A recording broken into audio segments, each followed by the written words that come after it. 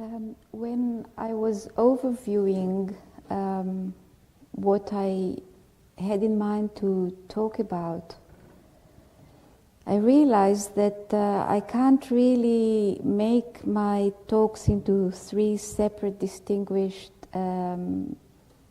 talks, and that the material really flows from one to the other. So as far as I'm concerned, I view the three talks as one talk, and there will be just three sections, but from where it comes, the three intersect and converge, and I see them as one topic really, which has to do with three different aspects of the journey and of the tradition. The journey, namely, what each and everyone has to go through, our own experiences, the way our own destiny unfolds in time and in space, in place, and from the point of view of the tradition which we try to integrate. Integrate the wisdom of the experiences from long ago, which fortunately for us have sometimes been written down, have sometimes been passed on in words, verbally, rather than orally alone, so that we can have access to them. And these three aspects of the journey and the tradition has to do with the longing, has to do with homesickness. It has to do in finding our inner landscape or our internal landscapes which we yearn for. It has to do with an aspect of the tradition which is not out there in the light, but is rather hidden and esoteric and unknown, but becomes known in a very specific way. And it also has to do, and this overrides everything, it also has to do with the consciousness of the imminence of death. Die before you die means to become conscious, fully conscious of the short space of time that we have in order to fulfill whatever it is in our destiny here and now. So I can't say that the three talks are going to take every one of these aspects separately. Maybe so, maybe not, I'm not sure, but it is one whole from where I have seen it by preparation. I'm going to start with a passage that was written about 1,000 years ago. And it was not written down by a Sufi at all, not by a mystic, although it was written in Arabic. And it's part of a very fascinating book which was written in Spain in the 11th century. The man who wrote it, as I say, was not a mystic. He was far from being a mystic. In fact, he was a theologian. But when we thrust our imagination back to the past, we have to allow for people to be different than us, and that their interests do somehow intersect in areas that we would say do not belong to one another. So although he was a theologian and he was trained to be very strict, a theologian and a religious man, he was also a full-blown intellectual which in those days meant that he was also a poet and interested in all kinds of poetic subjects. And he wrote among his literary work, which is basically theological and what have you, but there is one book which is very lovely, and it's called The Ring of the Dove. And it is about love. It is an anthology of pieces about love in all its different aspects. And one of the chapters in this book, which is called The Ring of the dove being really the symbol for the soul. One of the chapters is called Separation, which is also an aspect of love. And a few more words of introduction just to place it in its historical background. This man lived in Cordova during very hectic times when the empire, the Muslim empire of Cordova, was actually destroyed. It was destroyed through civil wars, plagues, and all sorts of tribulations. And he was living these events. In Cordova, he was a high-powered man. He actually belonged to a family of aristocrats and ministers. And then, like so many other people, thousands and thousands of people from Cordova, in the turn of the 11th century, they all had to flee from the city, which was going under terrible wars of destruction. So his chapter about separation has to do with his own homesickness and with his own sense of a world which collapses, a world that cannot be trusted, that one cannot find security in. And so he writes, "It is separation that has moved the poets to weep over former deserted places, so that they shed their tears freely upon the traces of old encampments, and sprinkled the ruined abodes with the water of yearning, as they remembered the happy hours they once passed there. Loud then was the lamentation, and bitter the cries of anguish. The sight of the fading footsteps revived the buried passion, so that they gave themselves up to weeping and ululation. A visitor from Cordova informed me, when I asked him for news of that city, that he had seen our family mansion on the western side of the metropolis, its traces obliterated, its waymarks effaced. Vanished were its spacious patios. All had been changed by decay. The joyous pleasure places were converted to barren deserts and howling wilderness. Its beauty lay in shattered ruins.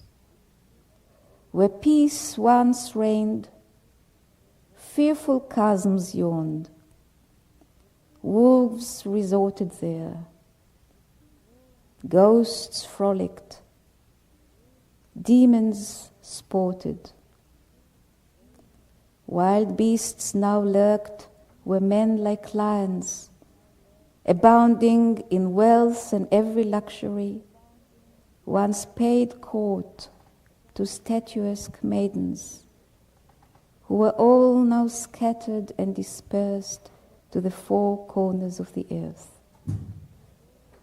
Those gracious halls, those richly ornamented boudoirs, that once shone like the sun, the loveliness of the panorama, lifting all cares from the mind, being now entirely overwhelmed by desolation and utter destruction, seemed rather like the gaping mouths of savage beasts, proclaiming the end that awaits this mortal world, and revealing visibly the final destiny of those who dwell upon it, the ultimate fate of those you now see abiding here below, so that you would be moved after so long reluctance to abandon the world,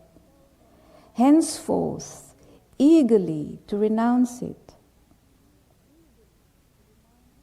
Then I remembered the days that I had passed in that fair mansion, the joys I had known there, the months of my ardent youth spent in the company of blooming virgins, very apt to awaken desire in the heart of the most sedate young man. I pictured those maidens now, lying beneath the dust, or dispersed to distant parts and far regions, scattered by the hand of exile, torn to pieces by the fingers of expatriation.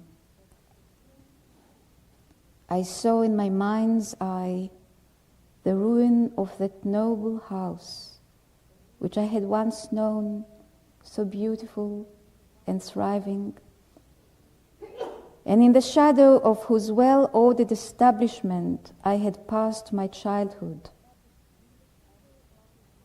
Empty were those courts, once so densely thronged.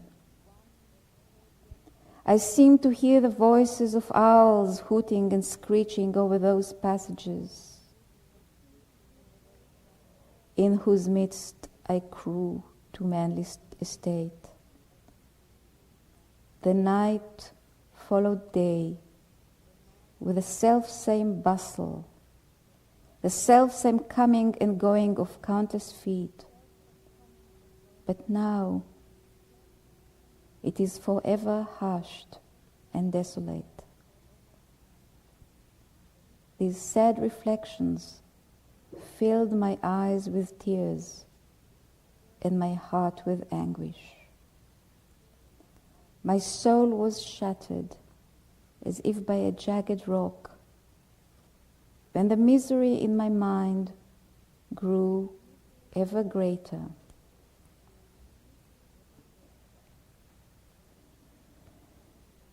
This is the piece that I chose to read. And I chose it for a particular personal reason.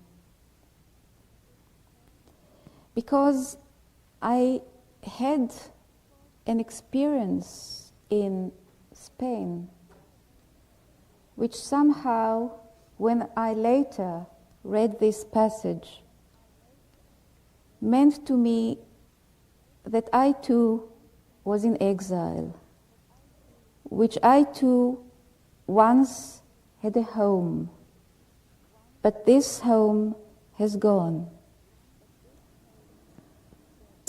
This discovery came back to me very alive and tangible in Spain, in Cordova, in this part of Cordova which apparently this man had lived, because that was the royal city of Cordova.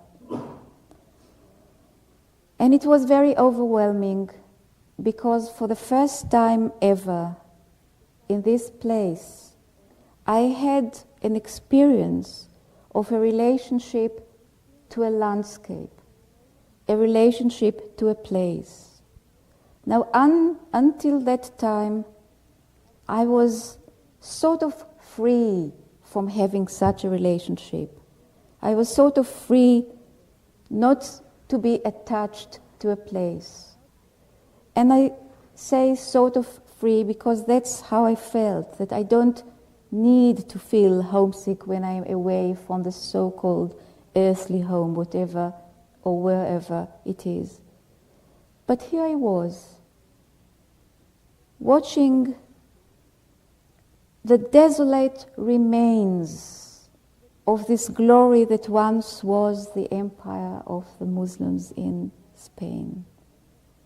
And something hit me so strong that, like this man who wrote this piece so many years ago, and at that time I hadn't come across that piece, but when I was seeing it, something hit me so strong that I couldn't understand what made me cry and cry and cry and feel that long time ago I had a place there, and this place was destroyed for me, and forever and ever I am in exile.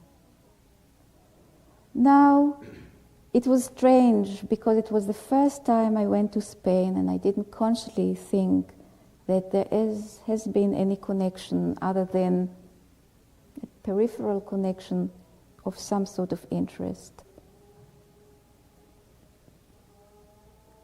And I didn't want to take on, something in me resisted to take on the idea that this is an experience of a former life. Something in me didn't feel comfortable with saying, yes, these are memories from the past. And yet, I don't know.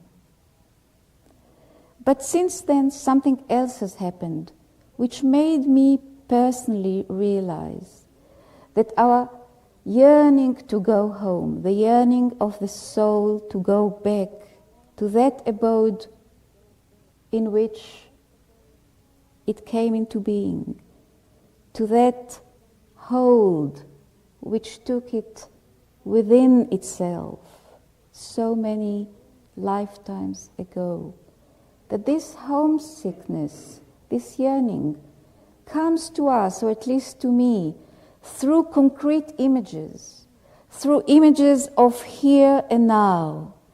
And there is something which in our experiences hovers between the archetypal or the spiritual and the personal.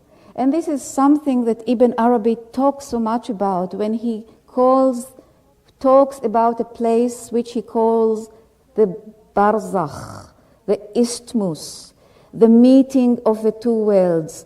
There is a place, there is somewhere, it's intangible because it belongs neither here nor there, but it is all the same. And somehow, and at least for me, the longing became so powerful, so tangible, so meaningful, when the archetypal or the spiritual touched ground, incarnated, became real, became physical, became emotional, became all these things together, was not just an image thrust somewhere into the spaces, or that sometimes comes in a sort of very slow, like a thief, and takes you by the throat. But here it was strong and powerful and demanding of me to accept its physicality, to accept its tangibility. And that was very, very powerful. That was, and it started in Cordova and then went on in Sevilla, which is the hometown, or was the hometown of Ibn Arabi. So you think, the mind thinks there may be connections, but the spirit knows it's not about that. It's not about, and it doesn't matter because we don't want to know, we don't have to know, but what we have to open ourselves, I felt, is to the vulnerability, to being totally open to the landscape, an experience which I had never had before. The next stage of this experience took place last year, or a few months back, when I was given a sabbatical, which I spent in Jerusalem. Now you could say, or I could say in a way, that Jerusalem is my hometown, but only in a way. I wasn't born there. I sort of adopted it. It was the nearest place of feeling that I have some affiliation with. But this time, when I came, it hit me again in a very powerful way that it wasn't Spain that I wasn't longing to. It wasn't Cordova. It wasn't Sevilla. It wasn't Andalusia. It was Jerusalem. I had really to see that somewhere, deep in me, without consciousness, without clear consciousness, I've internalized the hills and the pines and the skies and the figs which just start sending out leaves at the beginning of April, the pomegranate, the olive trees, all these, the ancient hills, which defies man's history, which defies man's struggling over a piece of land, which defies even the personal affiliation and connection, and yet it brings back home to me the yearning to the real home via the experience with the land. Now, I don't know if it's meaningful to any one of you, because we are so different. But this has been a real revelation for me. We are given a space of time here. What for? What for? What is it about? What are we searching for? We are searching for the source. We are yearning to go back to the one. We are yearning to be in the company of souls that we have been together from the very beginning of our essence. And yet, it becomes a reality for us through the vulnerability of our physical selves, through a kind of tearing open of the emotional parts in us. And I say yearning to be in the company of souls that we have been together, because that's also true. And it has been very clear yesterday, I'm sure, to everyone here, coming, all of a sudden there's the picture of really people coming from the three corners, the four corners of the earth. Why? What for? Yes, there's a nice social appeal to be together. But why here? There are other places where the sun shines and where people have good fun. I mean, why? And what for? And there was a sense of this openness, this vulnerability that everyone brings with them, because there is also this place in time and in space which brings us who have been together somewhere in a different form, in a different existence, but it brings us together here. It becomes concrete, even for a split second. It becomes meaningful.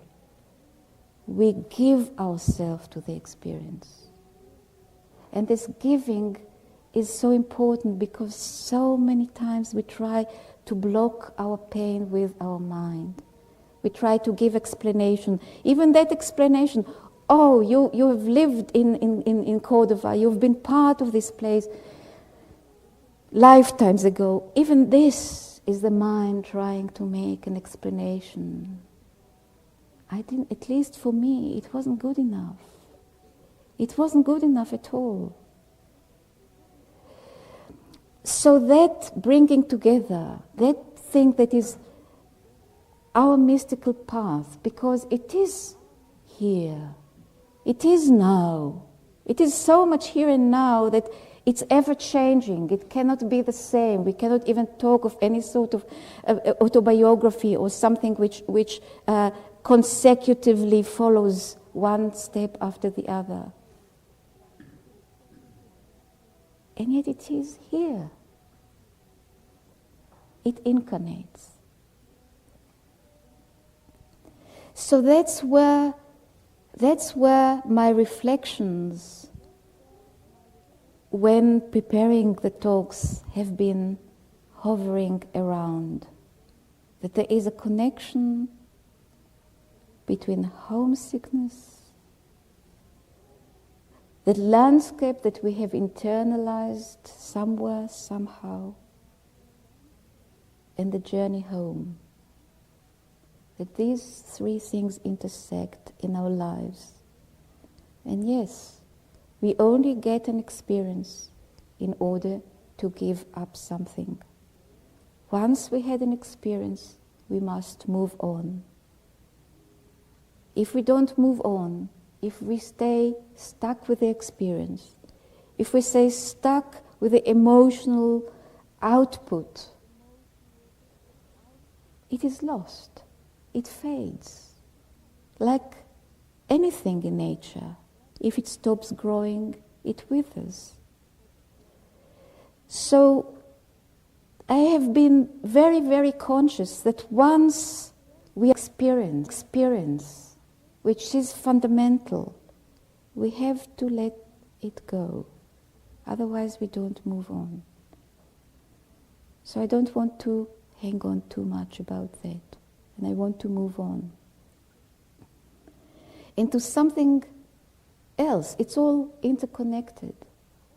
But in that space that I have been given in Jerusalem, I've also been given the space to go back to my heart's desire, to my long-standing wish to do some particular work in the world.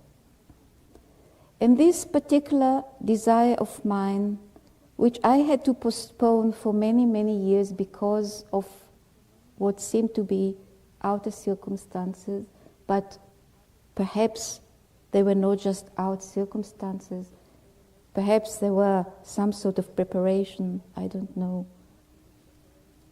But I had to find the space, and it was given, to go back to working with the wisdom of Abu Abdallah. Now some people know, because I have been speaking about it before, that Abu Abdallah Muhammad ibn Ali al-Hakim al-Tirmidhi was a sage who lived more than 1,000 years ago, who lived 11 or 1,200 years ago, and didn't live in Spain, but lived in another, in the east. If Spain was the outermost west of the Muslim empire, this man lived in the outermost east of the empire, in Central Asia, on the borders of Central Asia, in Transoxania. And he was not part of the Sufi groups which were then starting to grow and starting to make a manifestation in history and in the world. He worked somehow alone. And in his aloneness, he writes somewhere that the only comfort he sometimes had was to write down his experiences and reflections. So I have been very fortunate many, many years ago, more years than I care to think of, that I've come across his writing. And I have also been fortunate to be able to read it because I studied Arabic, and for a long time I didn't know why, and then it became clear that that's why. But then I had to leave. That was part of my exile. That things took me in a different way, not because I wanted to, not because I relinquished it. I have never relinquished it from that moment that I made the contact. But I couldn't really work until the space was given in Jerusalem. And here I was, in a landscape that I realized I had internalized, to represent for me the transcendental abode, which is beyond space and time, and beyond history, and beyond wars, and isolation, and factions, and parties, and what have you.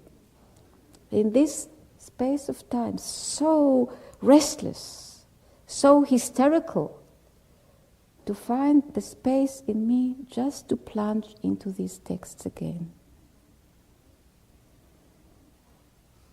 And it has become clear to me that if there is any purpose for me sitting in front of people and talking, it's only for one thing: to convey and to impart his teaching. It's not always easy. The language of the past, again, historians know that in order to take in, to tune in the sayings of the ancestors, you also have to open yourself to the fact that they lived far away in an antique land, in antique times. So you have to allow for making conscious in a different way the words that have been said in a different language, in a different time, in different terminology. So it's not always easy to impart this teaching. But at the same time, I have become conscious that there's no other purpose for me to be here but for that. So I'm going to do that. And I'm going to do it by introducing us to a few passages which I have translated from his work. And what I will ask of you is to try and allow for that estrangement of culture, for that difference in time and space. The man was a Muslim. His terminology was from the Muslim culture, from the Muslim tradition. And yet, his wisdom speaks beyond time and space, hits the hearts of those whose hearts have been opened. And here is a piece, a short piece, which is called Love, Kindness, and Compassion. He says, God, blessed be his name, made manifest for his servants love, kindness, and compassion. Then he placed at his side, these he placed at his side in order to shower them upon his servants. Then he created men from soil. But the dryness of the soil distresses men. The handiwork of the element distresses men. And the bitterness of the lower self distresses men. He who professes God's oneness, he who turns solely to him and submits himself to the face of God with sincerity, God directs toward him love, kindness, and compassion in accordance with his faithfulness to God with regard to these three. Love has a sweetness which vanquishes the bitterness of the self. Kindness has a gentleness which removes the ugliness and coarseness of the self. And compassion has moisture, which takes away the dryness of the soil. And then the self can surrender to the heart. God said, "Nay, but we held the truth against falsehood, and it prevails over it. And behold, falsehood vanishes away." This is from the Quran. Therefore, our teachers have said, when filth, and he means here something impure from the point of view of the religious law, when filth falls over running water, although there is no doubt that the filth mingles with the water, nevertheless, the pure parts supersede the filthy part. So that's the message of compassion for our frailty, for our mistakes, for the fact that the way Abu Abdallah sees the human being, he is a mix-up, he is a mixture. But that fact that he is mixed up of all kinds of parts, impure and pure, filthy and clean, it is this fact which has made man in this wisdom superior to the angels. It is this fact which really is the essence of the journey. I mean, maybe not the essence, but the unfolding of the journey. We have to combat the self. And yet combating the self is not enough. Because we can reach with combating the self, with effort, with practices, with willpower. It is extremely important and indispensable, but we could go only so far. And then what? Then we stand in front of an abyss, the abyss of our own self, of our own unknowing, our own frailty, our own stupidity, our own arrogance, our own illusion, deception, what have you, which is all the way as far as we can see. So what does it in the end? It is water that flows from above, the water of compassion, without which we are really absolutely nothing, and come here and go away and die like dogs. So it is, what is said here is that for the one who is distressed about the bitterness of the soil element, the bitterness of the self, the lower self, the ego, for that one who becomes desolate and really cannot put his trust in anything, because like the experience of this man Ibn Hazm from Cordova, everything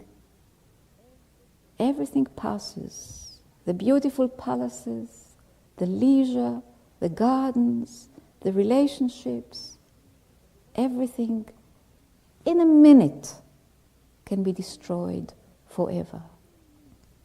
We always live on San Andreas fault wherever we are, prone to earthquake which will dismantle everything in one go. Or we always live in historical circumstances which can destroy and take away everything from us. And then we confront God with anger and say, why? Where's your compassion? Where's your mercy? Where's your love? Why do you allow so many people to die as victims in these wars where powerful men just fight for their own egos. So behind all these questions, all this terrible bitterness, if there is the notion, there is the water of compassion, don't you despair. Just open yourself, surrender yourself. And even though the filth mingles with the water, nevertheless, the pure parts supersede the filthy part.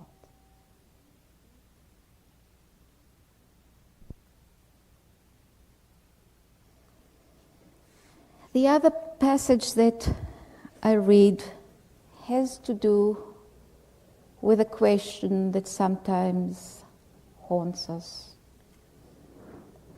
And this has to do with the relationship with past masters. How do we make this relationship? How is it possible? And I think you know that for the Naqshbandi path in particular, the silsila, the chain of transmission, sometimes have very big chronological gaps. I mean, really, in essence, or in logic, the foundation of a chain of transmission is that one teacher transmits to his disciple, who becomes a teacher, and then to the other, and then to the other. So there is a meeting here and now. And there is a succession. And often it is the teacher who designates and nominates a particular disciple to become a successor. And it's done here and now. So how is it that in this tradition, also in other traditions, but it is more emphasized in the Naqshbandi tradition, that there are sometimes chronological gaps, and someone would be given the teaching from a master who had long deceased, who had long passed away. And it is done all the time. So again, I think in our mind we can somehow have a concept, but it's not enough. And here is a tradition that Abu Abdallah al-Hakim al-Tirmidhi has written down. The Prophet Muhammad has said, the spirits of the believers will come together at a distance of a day's travel, yet they have never seen each other before. This is the tradition, and now his reflection upon it. The spirit, he says, is a mysterious matter. It is subtle and celestial, but it becomes heavy when the self enfolds it with the darkness of its desires. When the self submits and the spirit is released from its hold and purified of its contamination, then it returns to the state of subtlety and purity. And this state has such loftiness that cannot be believed unless by a believer whose heart has total reliance upon God. It is in this manner that Uwais answered Haram's greeting, "Peace be upon you, Uwais," with the words, "And peace be with you, Haram ibn Hayyan." He said, "How did you know I was Haram ibn Hayyan?" He said, "My spirit has known your spirit." The spirits were created 2,000 years before the bodies, and they smelled each other like horses smell each other. This is because within man's eye, the seeing of the spirit is connected with the seeing of the mind. The eye is a limb, and seeing is from the spirit. And the recognition of colors and forms comes from both eye and spirit. And when the mind and the spirit are free from the destruction of the lower self, the spirit then sees, and the mind perceives what the spirit sees, and thus it knows. Ordinary men are not able to know in this way, because their spirits are distracted by themselves. It's so simple. And because desires which are enmeshed in them distract the spirit from grasping these things. Hence the prophet's statement, the spirits of the believers come together. He meant the believer who has complied with his truth in completion, whose chest God has opened to Islam, who has light from God upon him. He didn't mean the unifier, namely the one who professes the unity of God as a duty. He didn't mean he who attends to his desires and is distracted from the worship of God and thus mixes up things for his self, whose heart is captive, whose spirit is distracted, whose self is beguiled. He didn't mean this believer. Because how can such a one see and perceive? So what does it mean? It means that one has to have the right attitude. Always the play between that which descends from above and that which we have to offer from below. The effort to listen, the effort to open the heart, the effort to wish that the spirit and the heart are free from being enthralled by the desires of the self. This we must offer. And then we meet. And then we meet one another on this level and at the same time on another level. And the joy that took place here yesterday was the mixing of the two. Here we are, open with our bodies and selves and hearts. But we know each other, we have smelled each other before. This beautiful image that Llewellyn quotes from Abu Said has been there even longer. The spirits smell one another like horses do. And you see, this wisdom encompasses us all. It comes from a culture which is Muslim, from a terminology which stalks the traditions in the name of the prophets. The prophet associates. But it really talks in essence about Islam in the sense of surrender, because that's what it really means.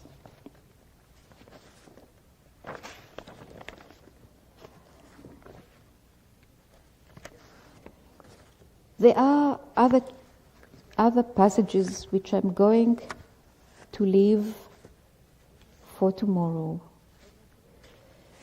Not tomorrow, for the next talk. But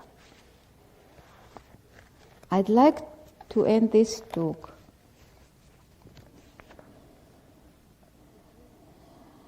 with a dream that the wife of Al-Hakim al-Tirmidhi had. Now you may know, because I've talked about it and written about it, that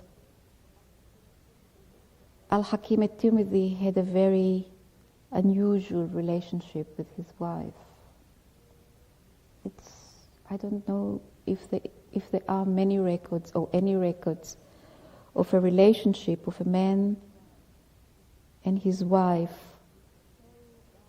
which is so bound up together on the spiritual level that the wife, who is probably much more open emotionally, much more open in her unconscious, she gets the dreams for him. She gets the dreams which are meant as messages for him. This dream that I'm going to read now is not part of the dreams that I have translated before. Somehow, for some reason, for me, there was always an apprehension to interfere with this dream. But in that space that I was given, it became possible. And I'm going to read this dream out now, and I'm going to read it out again in the next talk.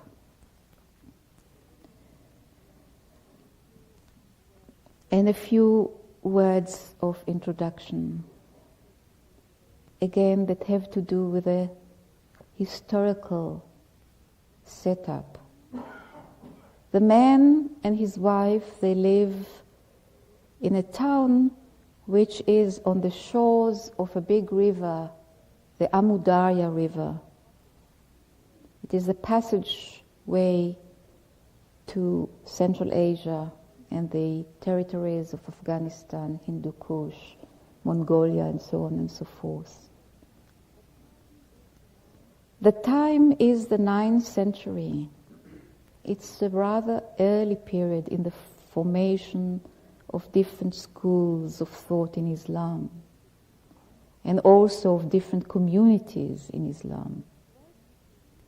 The threat that these communities in Transoxania have gone through for many, many decades, when this piece is written down or experienced, is the threat of the nomads from Central Asia coming upon them.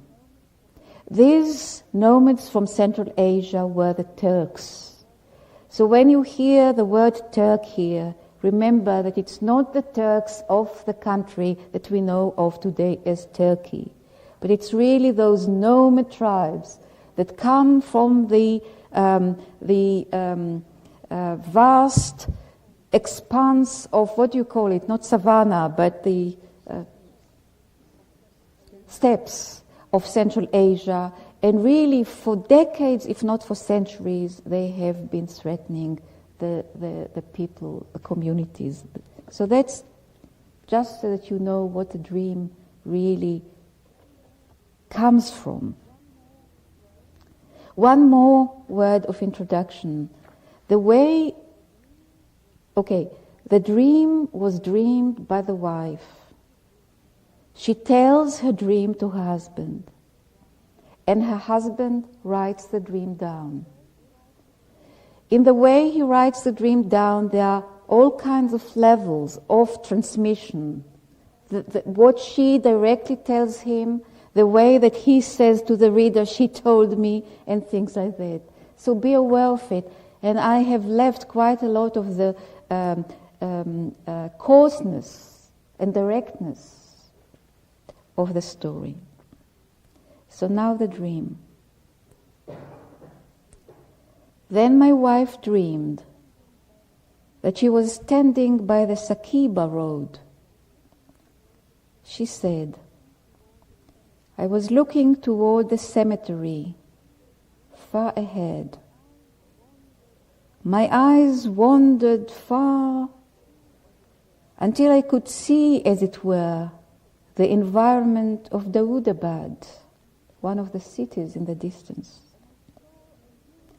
And I saw a huge multitude of people, as though the whole space was full of people. I saw human beings hanging on trees and on fences like birds on top of trees.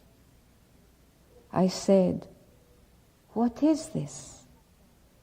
And someone replied, it's the prince. He has suddenly descended upon us. He informed no one. For 12 days his troops have been on the move, and we knew nothing. And now the whole earth is full of them. She said, I looked at the people and saw that the faces had turned yellow. Their lips were parched. Their saliva dried up in the mouths from terror and fear.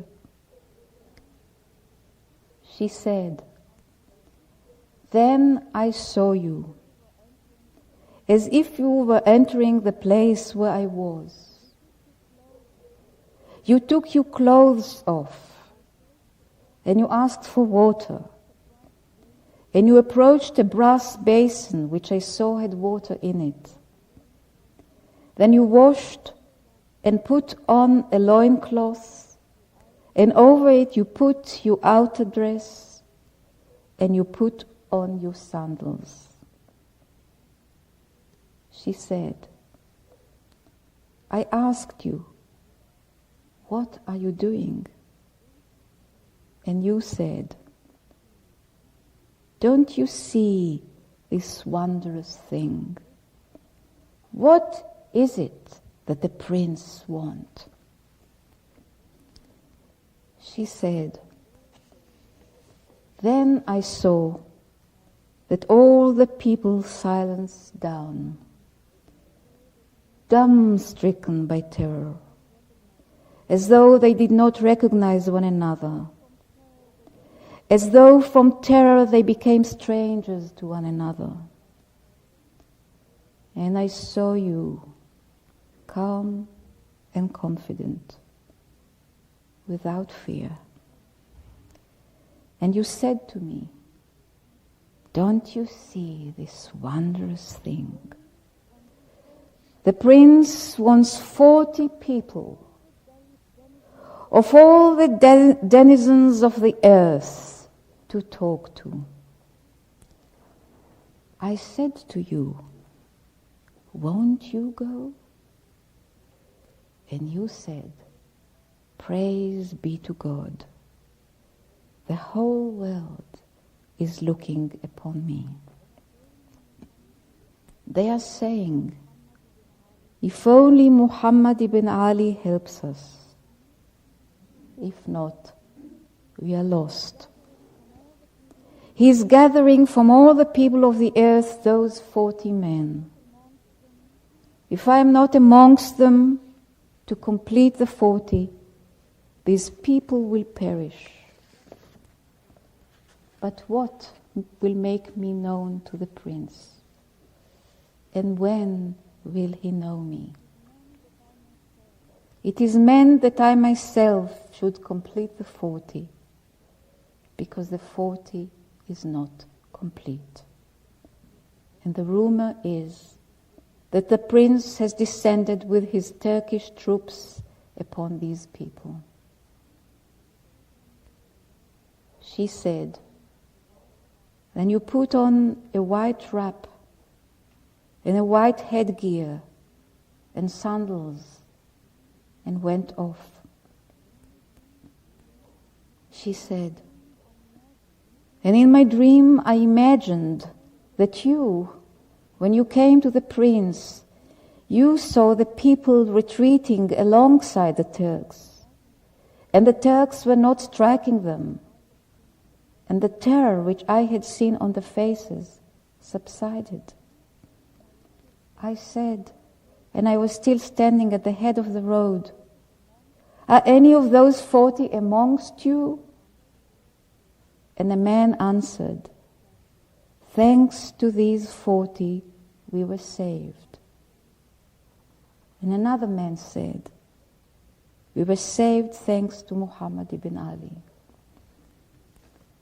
She said, I started crying. They asked, why are you crying? It is thanks to him that we were saved. She said, I don't cry because I fear something bad has happened to him. I cry because of his compassionate heart. How could he face the blade of the sword? Because at this moment I imagined that those 40 men, their necks were cut off. Therefore I cried. She said, then I returned home. And when I arrived at the house's gate, I turned and saw that you had already arrived. It seemed to me that a night had passed, and this was the morning after the day you had gone. She said, I said, praise be to God. How were you saved? And you said to me, with your hand, like so. I wish I could tell you. She said, I saw you dressed in white, and your stature as that of 2 tall men, and as though your cheeks reddened and glowed with sparks, and on your forehead and eyebrows there was something like dust. She said, and I looked and saw that it wasn't dust, but from the terror and fear it had become like that. She said, I said to you, how were you saved? And you said, don't you see, I was the first of the 40. And how he knew me, and how he got hold of me. And he got hold of me in this place, and you pointed to your breast. And he shook me violently, till I thought my limbs would scatter. And then he said to me, you are the head of the world. My whole army is under you. She said, I asked you, did you see the prince? Did you see the prince? And you said, no. But they came up to the entrance of the dome, and upon the doorway to the prince, a canopy was set up. And I saw the prince as though he stretched his hand from this dome. And thus he got hold of me in this place and shook me and said this to me. Then he sent us to an enclosure. And it seemed to me that this enclosure looked like the festival platform in the cemetery.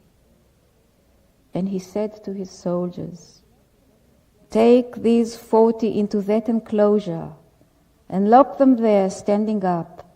Don't let them sit. And he sent me along with them into that enclosure. And he pointed towards those who were with me among this number. Send this one to perform the prayer. She said, And I went into the enclosure with them. Then I was sent to perform the prayer. And as though these people were elected from all around the world, and I passed through the prince's troops and the Turks, and no one harmed me. Now I knew that the prince has a regard for me, and that he had assembled all this assembly for my sake, so that I, together with these 39, would emerge. And it was I that he had in mind. She said, and I said to you, now calm yourself down. And you said, I have been delivered for myself. And then you ascended to the mosque. She said, and I saw you standing above the people. She said, and I woke up.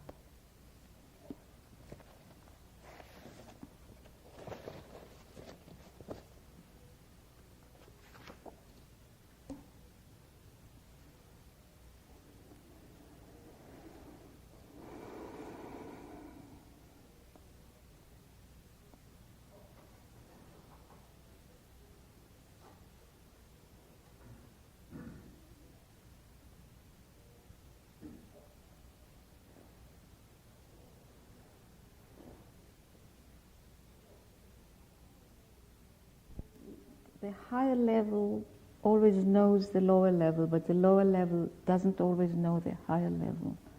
So there's always a sense, always the sense of an esoteric tradition. And it's, we are working on ourselves. We want to become known to ourselves. We want to bring things into the light. We want to become conscious. That's an important aspect of the journey. But there's also an aspect of the journey which will always be hidden. And that's the kind of emphasis that these traditions have. On what does it mean? I mean, what's the difference between being in some sort of within a mystical tradition and being within, I don't know, a new age growth group? I'm not saying it in any kind of disparaging way, but I'm saying there is and there always will be an esoteric aspect which will be totally hidden and can be just pointed at or hinted at. And perhaps sometimes people do get more than a hint in a dream or in an insight, a meeting with a figure or with figures of people. There are helpers. It is somehow important. And they are there, but that's also something that I find really with a sense of expansion. I find this, that they are there not for our sake as individual human beings. Yes, it is not true what I'm saying, and at the same time the whole thing is about nourishing a layer or a group of people to sustain this work as long as it's His will, that the whole structure keeps intact. When it's His will that it all collapses, then all the helpers die, and this also has to be somehow taken on board.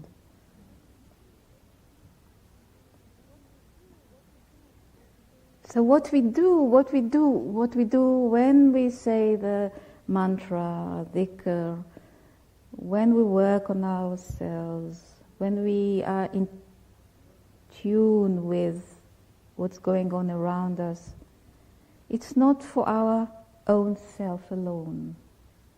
It cannot be. I mean, really, it cannot be. We are so insignificant somehow. And yet, without us, the whole thing would collapse, without that kind of work.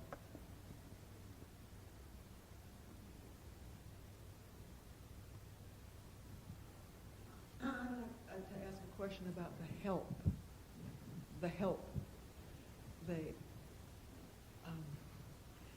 It's a help on every level, I gather. Is it like, I want to put it together with Mrs. Tweedy's prayer for the world? Yes. Yes. Which was, thy will be done. Oh, absolutely. And so their help, would you just speak more about? Well, this is really a case in point. You know, it's Forrest and some other friends have been in London when the Gulf War was going on, and it was very important. And Mrs. Tweedy told us to do a prayer. And in this prayer, we had to focus our attention on different parts of the world, and especially on the Middle East or these areas. But we were not supposed to pray for any side. What we were told to pray was, thy will be done. But definitely, and as far as I remember, it was it was an inspiration that Mrs. Tweedy got from somewhere, that we have to look, and by this way really to help.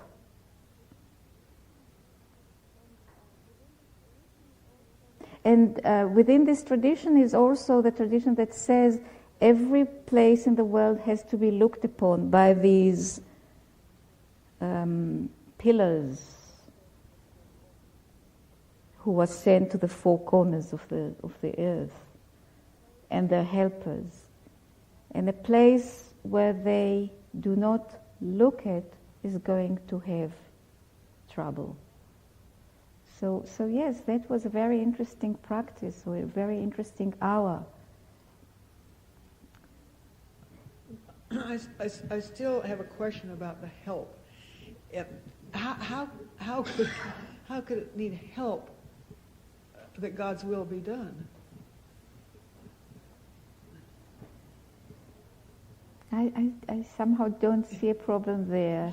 You know, I mean, you can sort of, it's Llewellyn talked about need, and he talked about prayer, and he said you can really only pray when you are conscious of a need.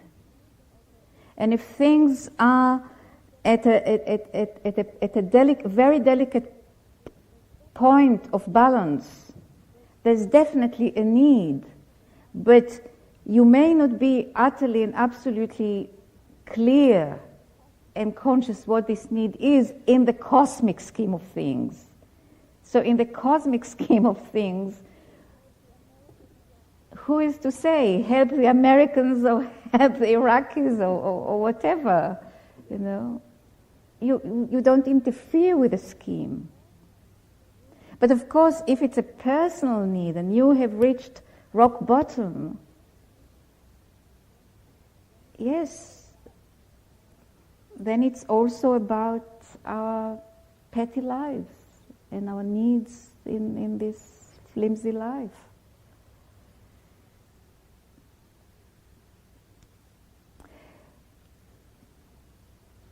Yeah.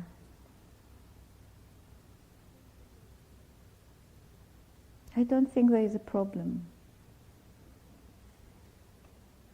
Because it's, you know, from the level where our political opinions do not interfere, a level from which our ideologies do not interfere. We can leave them out if we like, if it's right for us. But from that level, they do not interfere. They must not interfere, because it will always be from our egos. The ego is the one. It's not an ego is not just a negative thing. The ego is the one who is involved with the world and thinks, it's good to be, to help the poor, and it's bad to oppress the poor. So we have some ideas about this, and they may be right and they may be wrong. From that level, we do not interfere, and that's what it means, thy will be done, because we do not know. But from where we know, from where we need, if you really are at a point of despair, that's a different story. Just came to mind what Sara said about not just seeing it, or I don't want to interpret any more than that, but just that you said, but to be in God's grip. It's an important part of the dream where the wife asks, in the dream, she's asking the husband, who in the dream has been in that extraordinary relationship or situation, and she asks him, did you see the prince? Did you see the prince? Of course, by now we understand that the prince is not the prince. And he says, no. But he stretched his hand. In that sense, I did see him, and I was within his grip. He took hold of me, and he shook me in such a way that all my limbs nearly scattered away. And this is something that is repeated in Abu Abdallah's work again and again. I mean, he's not a philosopher, he doesn't make a statement about it, but he just says, it's as if I have to interpret what he's saying, we don't see God. Don't think that we see God. I mean, this is not what the mystic aims at, but to be in his grip. He uses this phrase, and it's very powerful in Arabic. I don't know if it works the same way in English. To be in his grip. It says, those who come as near as the elected ones, they are held within his grip. And when they are held within their grip, they cannot act from the egos. They cannot act from what they think is right and wrong. They can act only in one way. They can allow God to act through them. So that's where this tradition comes. Then I become my servant's hands by which he takes, the feet by which he walks, the tongue by which he speaks, etc., etc., the eyes by which he sees. So there is no separation. And yet the experience, at least as far as Abu Abdallah, because mystics are different too, but the experience as far as he's concerned is that you are held within his grip and you can't do anything else. You just absolutely submit because you can't do anything else. And yet he's the compassionate one. And that's an act of love. It's not an act of oppression. That you just allow him to work through you. And that's also what, for me, the meaning of hidden lights is. For all intents and purposes, nothing is really shown. Nothing is really obvious. No lights are emitted. In fact, there is a lovely tradition within some Sufi circles who say, what's the difference between Moses and Muhammad? That Moses came down from the mountain and people could not look at him because his face was so luminous. They couldn't look at him. It was radiating like the sun. And when Muhammad came down from his night experience, when he returned, he behaved like every other day. That's a very important tradition. Then there's really nothing visible.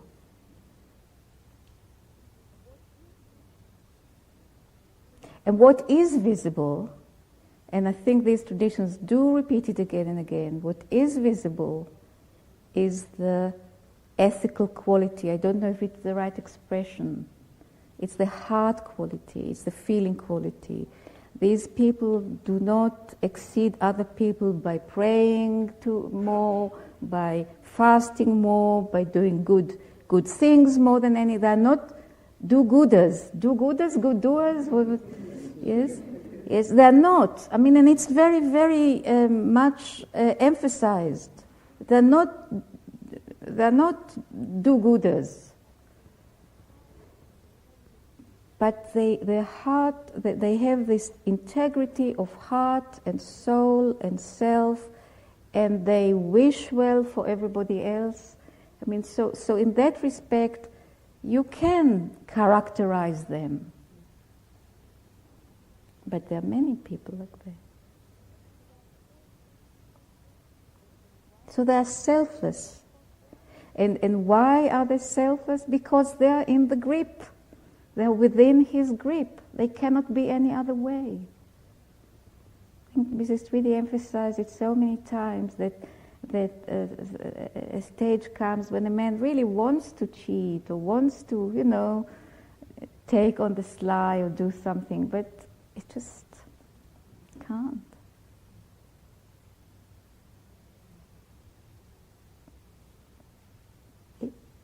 No.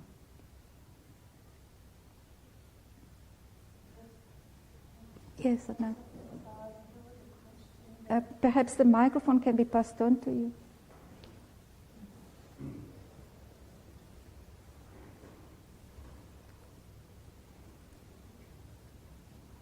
I just want to say something regarding the question that Forrest had, because I felt it was kind of a very fundamental question which you answered very well, but there's another aspect, like I often myself struggle with it.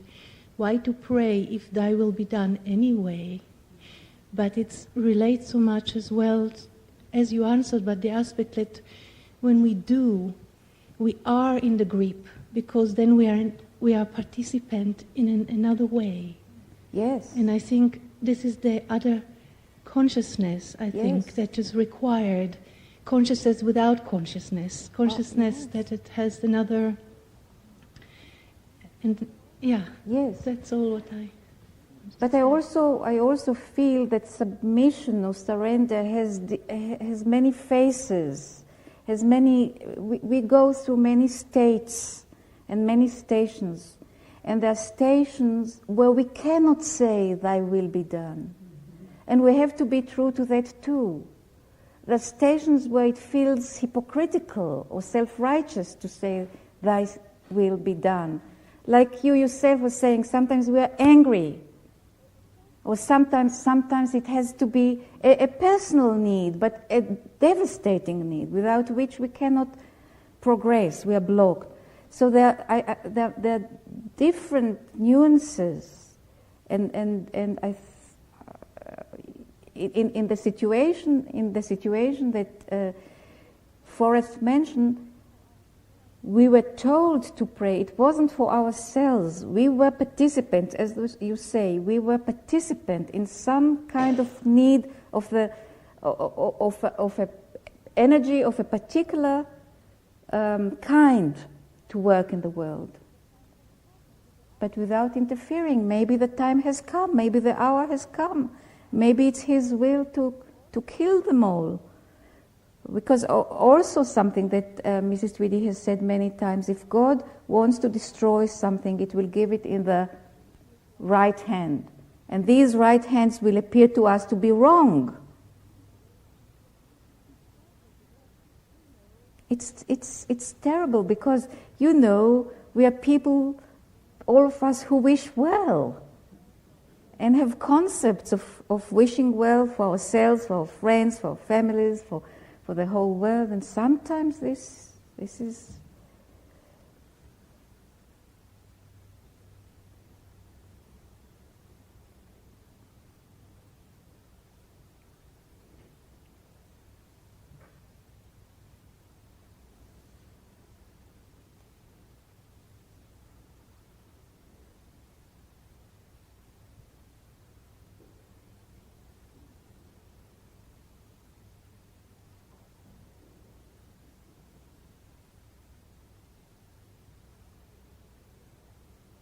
But perhaps also the way that we just say the Allah dhikr or the La ilaha illallah.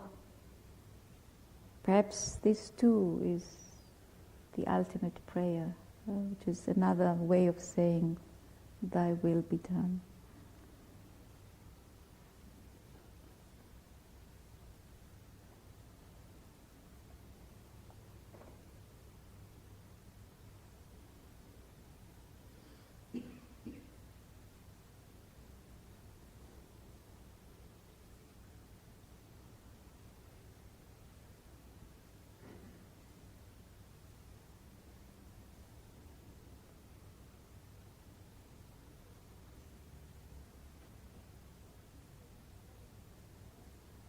But I think what you said, Anati, the word you use, participants, is very important.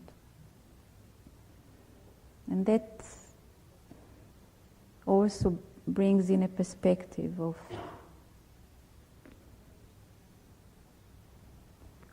sharing somehow, sometimes, the load of the sorrow of the world, of God's sorrow, in a way.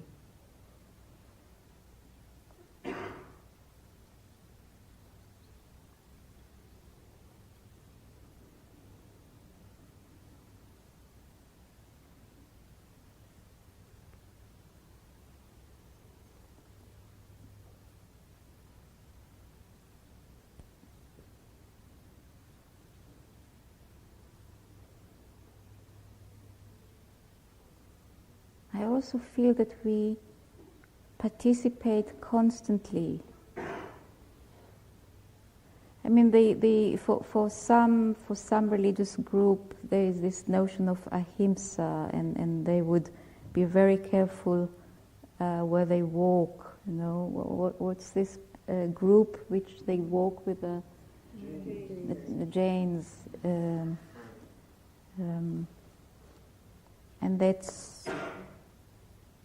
that's a reflection of something. I mean, we don't do that because it's not the way we are taught to. I mean, it's not part of our tradition. But we walk carefully. I mean, that's also an aspect of participation. It's not at all easy.